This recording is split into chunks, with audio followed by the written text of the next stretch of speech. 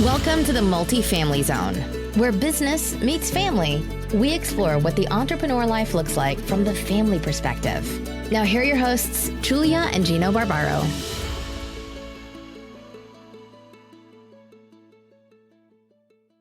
Hey everyone, this is Julia Barbaro, host of the Multifamily Zone podcast. I am here with the co-founder of Jake and Gino, my husband and co-host Gino Barbaro. Third time's the charm. It is. How are you? Doing great. How are you? Yes, good. I'm excited about this podcast. So today's guest is Timmy Bauer. He's a successful author, illustrator, and founder of Dinosaur House, a company that helps create kids' books for entrepreneurs. Like, oops, the cannolis exploded. How about that? Timmy's dream is to make books that ignite a love for reading and inspire them to think about entrepreneurship, finance, and personal values. Please join us in welcoming Timmy Bauer to the show. Welcome, Timmy. What's up, guys? Thank you so much for having me on. First question, how did you get into writing kids' books? So I started when I was 17. I had a little brother who was 4 years old, Tristan. He is now, I think, 17. So this is weird to talk about. When he was 4 and I was 17, I had been reading him a bunch of kids' books, and I had just read him one of Dr. Seuss books. And I was like, I think I could make something like this. So I started writing a book called Billy the Dragon, which was really just designed to make him laugh, gross him out, scare him, get some kind of a reaction out of him. And every night before bed, I'd be like, all right, Tristan, I wrote a little bit more of Billy the Dragon. And that's how I started. And that kind of formed my thinking about how to make kids' books. I now basically apply that principle to everything. Anytime I go to write a book, either for myself or with a customer, the idea is like, all right, once we've figured out what it is we're trying to say and what it is we're writing, it needs to be full of what we call reaction triggers, which is make them laugh, scare them, gross them out, do something to get a physical reaction out of a kid. Because from what I experienced with my little brother, Tristan, that was hugely powerful in forming a relationship with him that now I'm like still super close. We have this awesome, fun relationship dynamic that I love, that I think really got its start back then when I first started writing this kid's book for him. What age do you like writing books for kids? What age group? Yeah, that's a great question.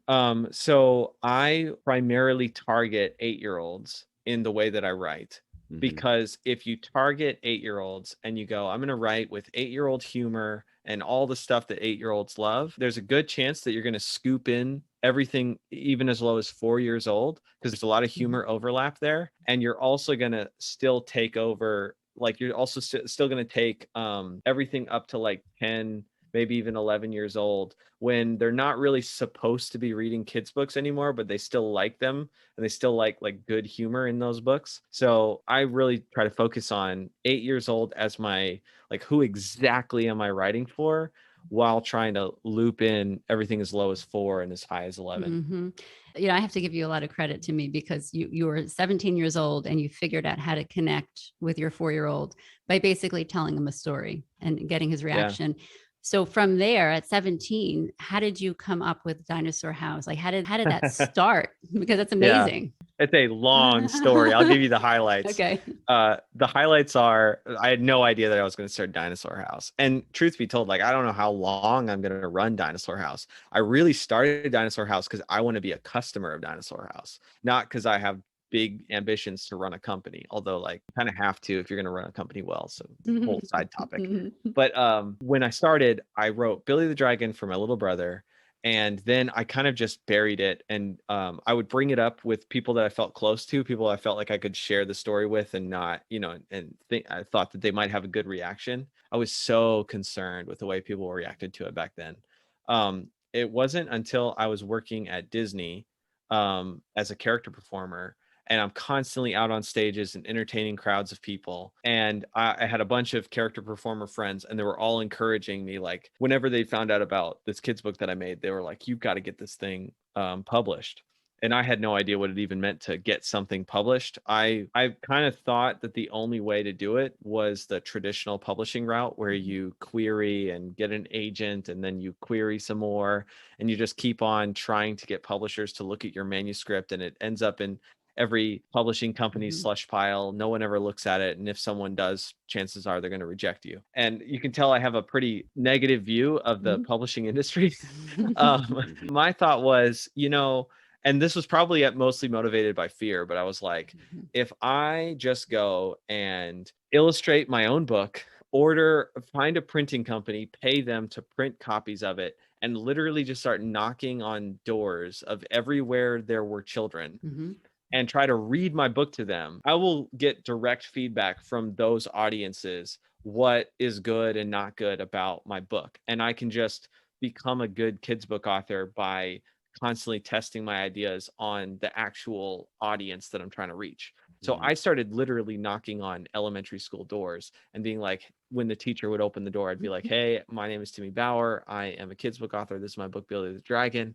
I'd love to talk to your media specialist about reading it to your kids. And I've now found out that media specialists get bombarded with emails like this. Not a lot of people knocking on their doors, but they get bombarded with emails like this.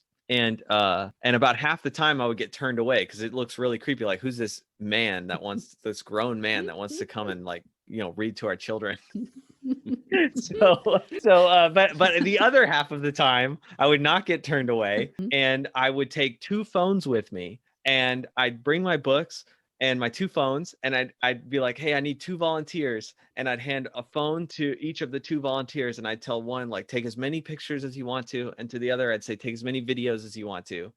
And I would perform the book and then do like Q&A with the kids. And afterwards, I would post online the pictures and the videos. And I would make sure that there was a moment in the video where I like just delivered a joke that was in one of the books. And then the kids like are erupting in laughter. I'd make sure that that was part of the video that I would post, because I was trying to generate, this was something I learned pretty early, is that like I needed to generate FOMO among school faculty across different schools. What I needed to do was I would tag all the teachers that I met at that school visit and thank them for letting me come to the school in this video post. And then they would comment and be like, oh my gosh, you were amazing. You were hilarious. The kids loved you. And then I would say, thank you so much for saying that. Could you tag one teacher at a different school in this video and let them know that, something positive about me? And they would. And that's how other teachers started going like, wait, how do we get this kid to come to our school?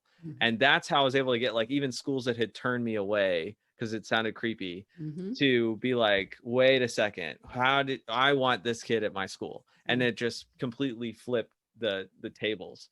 And that's sort of the nutshell version of like a 6-year journey of trying to become a full-time touring kids book author.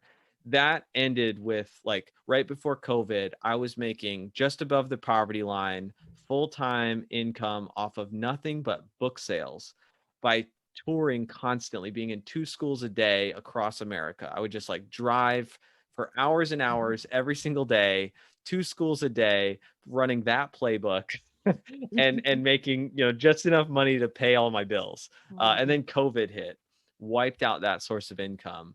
And that's when I had to kind of go back to the drawing board and be like, I know I want to continue making kids books. I want to make way more kids books. It took me 7 years to make Billy the Dragon. It took me 3 years to make the sequel. I want to get to a point where I can make kids. I'm just turning out kids books constantly as I continue to get better and better at making kids books. And then at the same time, I was like, well, how can I make money when COVID is going on as a kids book author? And I came across a book by a sales influencer named John Barrows, who wrote a book called I Want to Be in Sales When I Grow Up.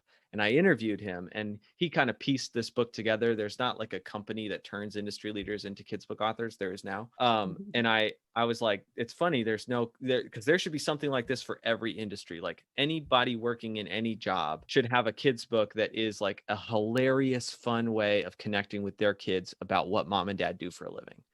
And I was like, well, I'm going to start a company that tries to do that. And I just hit up 6 of my entrepreneur friends. And I was like, hey, what would it look like? Would you have any interest in writing the definitive kids book of your industry? And I'll ghostwrite it for you. Like we'll do Zoom calls together, and that'll give us the manuscript. And then I'll have either me or my team will illustrate it. And I got 6 customers like that. And that kind of gave me a really good idea that, hey, maybe this is something. And I started a podcast where all I do is talk to industry leaders of different industries.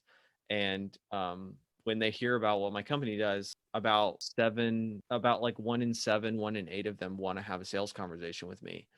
And so that's how Dinosaur House was born. Now we've got 3 full-time illustrators, a writer, me, my assistant, my wife proofreads all the books.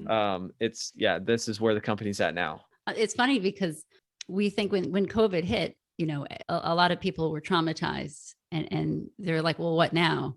And you took it and you created your company because of it, which is pretty amazing because a lot of people, you're in that fear and that's kind of like what the cannolis exploded is, right? Something bad happens and now what?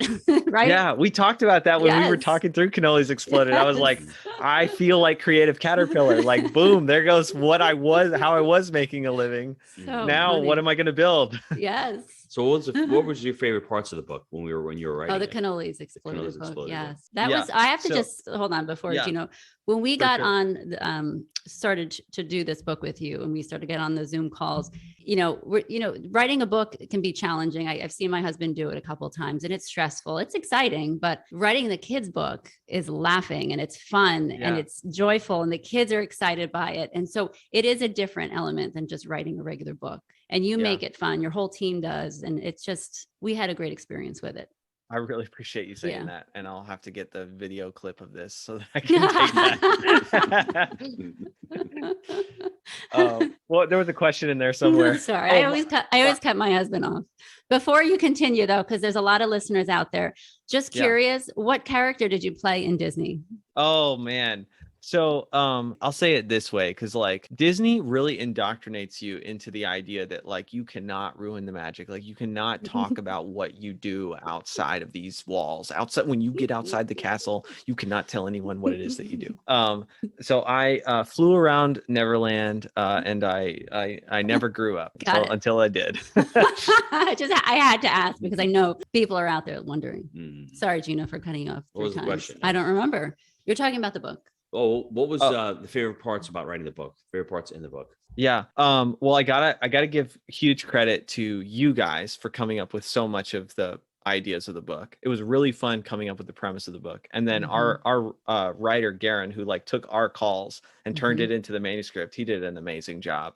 Among it all, my favorite moments, I think I really resonate with Creative Caterpillar because like that's the story of an entrepreneur. You like go, all right, I'm gonna live simply and I am going to try a bunch of stuff and something is gonna work. I'm just gonna keep going until something works. And I love how we made him try to build 3 different companies. And the third one worked. Like and the other 2 failed for different reasons. I think that's really, really cool.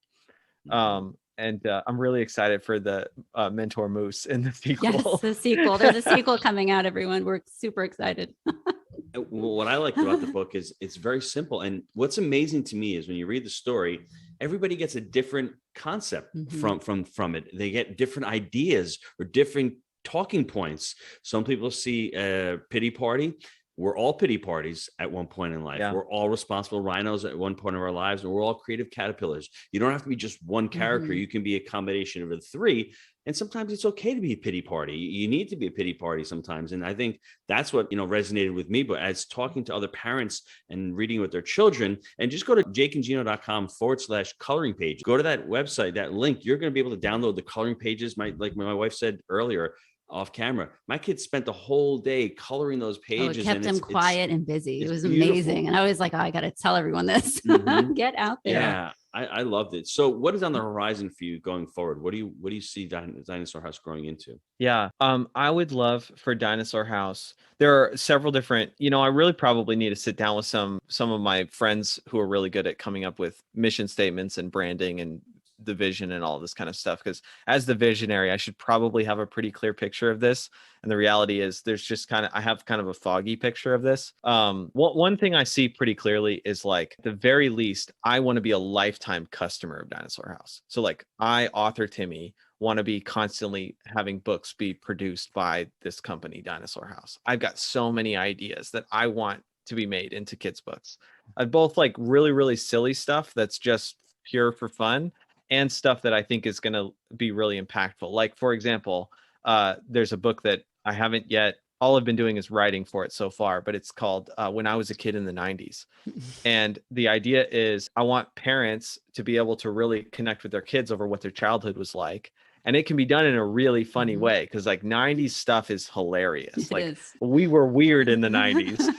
And so like it can be really funny for a kid, but that's true about every generation. Mhm. Like if you're ever just at a party or something and you need like a conversation starter, a really good conversation starter is like, what decade do you consider to be your childhood decade? And what are you most nostalgic about from that time period? And boom, you're going to have an awesome conversation. And so like, I think it'd be really cool to make a kid's book that is that for every generation. But I have a ton of ideas like that, all sort of on this theme of like connecting parents with their kids over something that one of them is passionate about.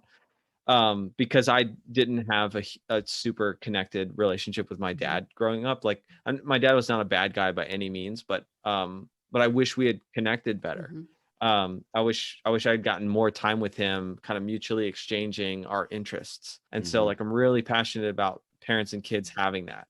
So at the very least, I want to be a lifetime customer of Dinosaur House, just constantly turning out books that kind of move towards that mission. As far as what I want Dinosaur House to do, but it's constantly make books for me, is I want us to make the industry kids book for every industry. Like I want parents that work in any field to have a book produced by an influencer within that industry. Like the author is an influencer within that industry, making a book that is for parents of that industry to connect with their kids over what mom and dad do for a living.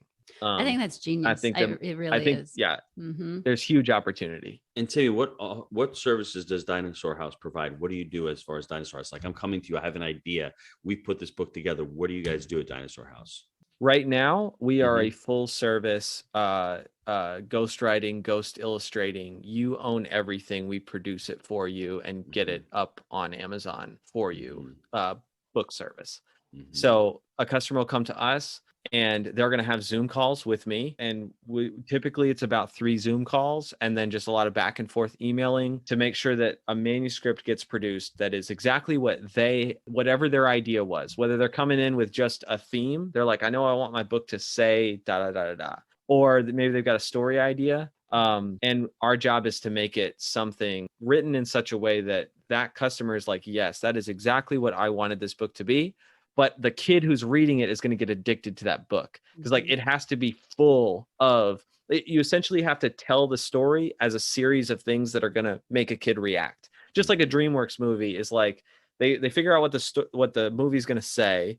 They figure out what the plot is, but then they tell the plot as a series of gags. That's how you make something that's addictive to a kid. So we do that. And then we ask our customers what their illustration preferences are. We've got a team of illustrators. We make sure that it's illustrated the way that they want it to be. They own the copyright. They own everything. We get it up on Amazon for them. That's what we do right now. I've got other ideas for things that we'll do down the road. That's like, cohort model kind of, let's all write our kids' books together and I'll coach you on how to find illustrators. It'll be less expensive. They can, they'll be paying out of pocket.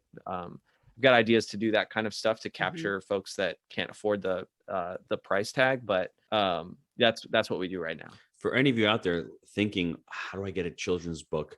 And possibly even wanting to create some type of legacy for your kids. Maybe you don't want to publish a book and just send it out and sell it. Maybe you just want to have it for your family members, and you're a dad or a mom and saying, I want to connect with my child. How do I do this? This is a great way to leave something to your kids, and then your kids have it and they can leave it to their kids as well. So it's not always about monetizing stuff. This is like a legacy. We talk about legacy wealth and legacy skills a lot in Jake and Gino. This is really a legacy skill and something you can pass down from one generation to the next. I'm sure there's the vast majority of people that have never even thought about how to start to do this. The process is it took us within 6 months from the very first call to the end to get a finished book out there. And it was a simple process. It was not overwhelming. Maybe like Timmy said, a few phone calls, working it out, working out the thought process, working out the title, working out all the different characters, and then just continuing to write and continuing to revise the story. And, if anybody's out there looking at this, you can obviously use this for your business to create something for your business. Or like I said, you can just use it for your immediate family. And the thing is too, we always talk on this podcast, and Gino and I always talk about connecting as a family, doing projects together as a family. And this definitely is one of them. You know, you got to be careful a little bit because the kids have all these ideas, and then there's a little sensitivity if you don't take them. So, you know, you have to be a little bit cautious on that. But one thing that I would encourage parents to do, regardless of if you're ever going to, you know, produce it into an actual kids book, is you can do a story exercise. And I have customers where this is what we essentially did. The parent is going to choose what the theme of the story is, but then all the story elements can be chosen by the kid. So say, for example, you know, I would ask a parent, I'd say, what is something that you tell your kid all the time? Because you know, if they'll just get it, it's going to change the trajectory of their life. And then it's like, why, you know, they'll probably say something like, do your chores when I tell you to, or something like that. I'm like, no, not that stuff. Like the stuff that's like hope is going to be echoing in their mind when they hit like a low point as a teenager or a young adult. Like, what do you want to guide them through life? Like, what is that statement, right? So then a parent will say whatever that is. And then, so, okay, that's the theme of the book. Now, all the story elements are going to be decided by the kid. And what that does is it causes the kid to have a strong sense of ownership over this story, and in effect have a strong sense of ownership over what the story is saying. So when I say story elements, I mean like, okay, what's the setting of the book? Like, what are your favorite, you know, are they humans? Are they ponies? Are they fairies? Like, what's this world look like? Is it in the past? Is it in the future? And so we're asking kids those questions, and it's like, okay, so we know the theme of the book is, and then I don't know, like, what would be a theme that you would say, like something that you tell your kids all the time that you know will change the trajectory of their life? I would say proximity. Be careful who you surround yourself with. Be careful who you surround yourself with. Okay, cool. So if the theme is be careful who you surround yourself with, then, you know, one of the first questions is like, all right, let's describe our main character. Okay. And the kid's going to pick what the main character looks like. And it's like, all right, so we know the theme is you got to be careful who you surround yourself with. What do you think this main character really wants? And then like, the kid can decide what the main character wants. And then it's like, okay, why do you think the main character doesn't have what they want? And what do you think are the problems that are getting in the way of this main character having what they want? That's what I mean by story questions. So you're asking story questions, but you're trying to guide the story in such a way where it makes sense with the theme. The theme is proximity. Be careful who you surround yourself with. And so that's what I'm talking about. There are all kinds of story questions to ask a kid, but you want to guide the conversation so that the kid is coming up with everything, but it's telling the theme that you want it to tell. That's so great. We've done that with Yeah. some of our customers. Oh, you have? That's excellent. And, you know, it's a good project to do, just even if you're not writing a book, to talk to your kids about. I like that a lot. I think I'm going to use that. Well, we learn through stories. I mean, Yes. like I'm a Christian. When Jesus taught in the Bible, like he very rarely taught like what we would think of as a sermon. It's literally stories. Yeah. And that's because that's how we learn. Right. And I've said this on like TikTok videos before, like if you want your kids to remember something, tell it to them in the form of a story instead of in the form of a lecture. Like, for example, if they keep leaving dirty dishes in the sink, tell them about the cockroaches that are crawling out of the sink because they want to eat the yummy, delicious, gross leftovers that are being left on the dishes. Right? That's going to create a very visceral image for these kids. And that story is going to be a reminder to them, oh, shoot, we need to make sure that there's not dirty dishes in the sink or else the cockroaches will come out at night. That's awesome. Well, Timmy, I would leave them in there as a young adult if I had any sisters want to gross them out. So I'd be like, okay, I'm leaving dishes in the sink. So that wouldn't work for some people, but I get your point exactly. But yes, I like that a lot. It's so funny. Yeah, I agree with you. Storytelling is how we teach people. It's also how we learn it. I love that. Timmy, how can the listeners get a hold of you? So my website's dinosaurhouse.com. There's a little button at the top that says schedule a story design call. That's unapproachable for a lot of people. That's literally my calendar. Like if you went on dinosaurhouse.com and hit schedule a story design call, you'd just be jumping on a Zoom call with me to talk about your story idea. That's all that is. You're not committing to anything. But if that's too like unapproachable, I get it. I never click on any of that stuff either. You can just find me on Instagram or TikTok or any social media, really. I'm author Timmy. And if you're really overwhelmed, just go to Amazon, buy The Cannolis Exploded, spend the $7 and go, wow, this is an amazing book. How do I do this? Like, I could never do this myself. And I remember my wife has all these amazing ideas, whether it's a personal finance academy, she throws it on me and she goes, let's write a children's book. I'm like, I don't know where to start. Well, I do what what Timmy said. I tell a story. I'm like, wouldn't it be creative? Wouldn't it be nice? And we explain it a little bit. And all of a sudden, a year later, there it is. Yes. So, I mean, be proactive and get on the Zoom call. If anything, it may elicit or spark ideas. You may get your level of energy raised. You may get excited. You may see the possibilities. You may be able to, choose an offer selection that you can afford. It's a very affordable process, to be honest with you. If you want to create something that's going to last for the next 30 to 40 years, and it costs a few $1,000s, what is that, $100 a year for the next 30 years? Just think of it that way versus price versus value. There's a ton of value though, in this. too, like we were saying, it's helping us as the creators help, connect with our family. And then it's all the other people. I mean, I've heard moms talk about their kids, like mentioning the characters, mentioning, Responsible Rhino and Pity Party Pig and Creative Caterpillar, like during their day, like in class. And it's just like, what? Like, seriously, that's amazing. Because this story relates to all of us. And the parents are actually getting things out of it. My brother called me and talked to me for like a half hour about the story. His personal opinion of it, not the kids. And I'm like, oh, that's amazing. But it was, so my point is, it's helping us. It's helping us. Yeah. So we talk about without actually saying it, we talk about forgiveness and friendship, choices that we make in life and and so it's not just for the kids is what I'm trying to say. Any final words before we sign off, Timmy? You should be creative and don't give up on this like crazy idea that you have to create something. We want to thank you for being, a huge contributor to our lives. This is only the first of many. Same. We see a lot of books coming out in the future, and that's what we want to do. We want to become a publishing house because we want to start that personal financial intelligence, and we want to start that responsibility young. And if we can teach our children this through these great books, through how a bakery exploded, and there's cannolis all over the place, and these characters are trying to figure it out, and they all have different options and different choices. Well, we all have to be responsible for those choices, and let's teach our kids what the consequences are of those choices. I've just been able to use this vehicle that we have here. And it's been a lot of fun. It's been a lot of fun. So we just want to thank you for being on and for being part of the Jake and Gino community. Well, to you guys, everybody is trying to teach. And what I find so much more powerful than teaching somebody to do something is inspiring them to want to do something. And you guys do a great job of that. Like, this book is really good at inspiring kids to want to be responsible or creative or both. Thanks, Timmy. I'd have a pity party. That's right. Dinosaurhouse.com. We will see you soon, Timmy. Thanks. Thank you so much for having me. Yeah. Take care.